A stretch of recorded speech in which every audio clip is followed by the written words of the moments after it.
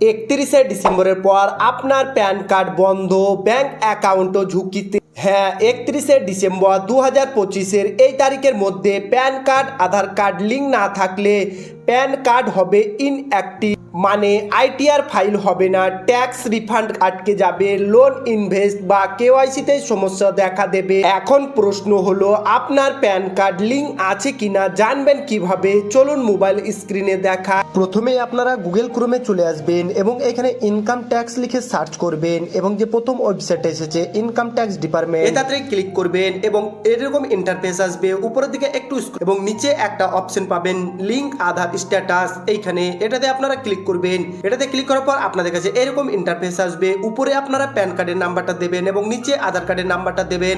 তারপরে নিচে যে ভি লিঙ্ক আধার স্ট্যাটাস এটাতে আপনারা ক্লিক করবেন।